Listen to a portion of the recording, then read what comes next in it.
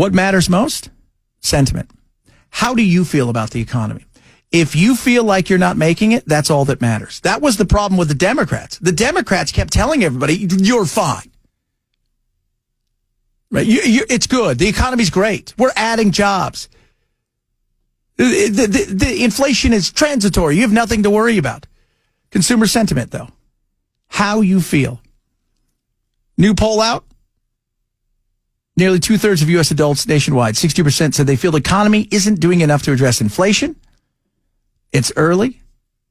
There's no doubt we're going to see some uncomfortable times ahead because some of the stuff that Trump is trying to do and us as a nation is going to bring us some uncomfortable times.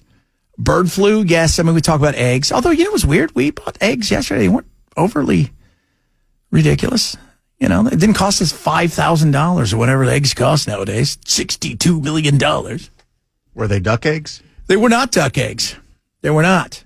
They were just regular old whatever eggs. Dinosaur eggs. It's huge. We just got one. It's like huge. But it's going to be like, steak and eggs, except you'll have to change the intro to the Flintstones. That's it. Tip over. Because the economy is the thing that matters. Because that's the one thing we all participate in. What goes on in a foreign war, that matters. If we're going to get dragged into it, of course, we want to see it. If it's going to affect some things with energy prices and stuff like that. But, oh, my Lord. We still have inflation. And we've better figure this out. It's going to take a while. Trump's been in for a little over a month. And the fact that you've got people going, well, he said he was going to bring the prices of eggs down and blah, blah. It's going to take a little while. But he's telling everybody there's going to be some tightening of the belt. It's going to be uncomfortable for a while. And it's pointing out to be nerve-wracking time. Walmart executives say that lingering inflation and the threat of tariffs are creating uncertainty in the economy. About 60% of Walmart's U.S. sales actually come from groceries. It acknowledged high costs for eggs and beef. Walmart did already slash prices on thousands of products to try to appeal to shoppers who are frustrated with inflation, and it says it's prepared to cut those prices even more. Because Trump can fix immigration, which he's fixed the illegal immigration side of it, pouring across the border. The other stuff is going to take a long time, and it's not going to be the way that everybody wants it, probably the way he wants it. That being said, you can do all of this other stuff, but if the economy goes, that's what people are going to get nervous. And that's why he's got a finite time to get stuff done. He does. Because right about a year from now, people are going to start to go, if things aren't good. Midterms are coming up. And as we all know, we're a fickle bunch of people. People switch all the time. We love, even when times are good, we like to go, you guys have a little too much power. We're going to take a bit away from you, and we're going to give it over here to the other side. It's almost like people appreciate the gridlock that comes with having a Democrat or Republican president and then the opposite in Congress. They do. You know what? People appreciate a little bit of checks and balances more than I think they realize. Because we don't want somebody. We were set up to have guardrail after guardrail.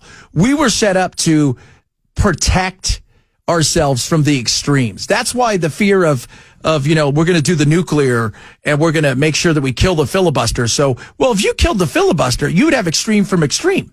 We can't have that. But you got to figure this out.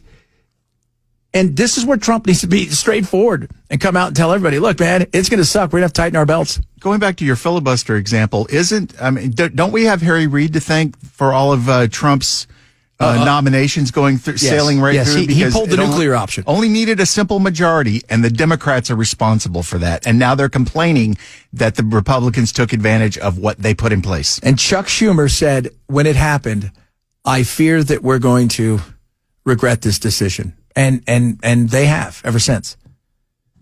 They have. Because we don't want those extremes. We don't want those situations. Because the whole thought in that is one day you're not going to be in power. Because you're going to overreach. One day you're going to do something so ridiculous that people flip and go to the other way. And then all of a sudden what ends up happening in our world is we go from one extreme to another. And that's what our founding fathers didn't want.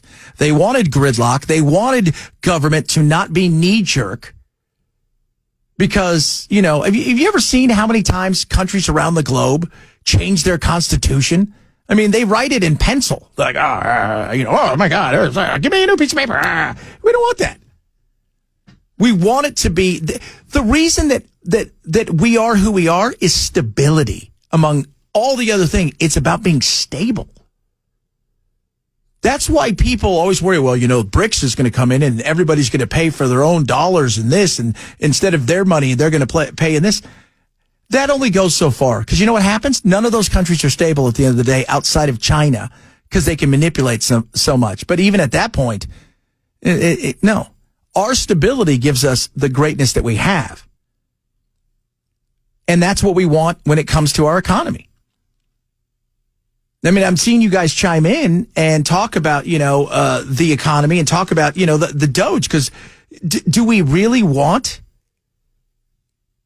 $5,000?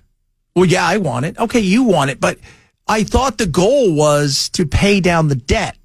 If that's not the goal, but I need it now.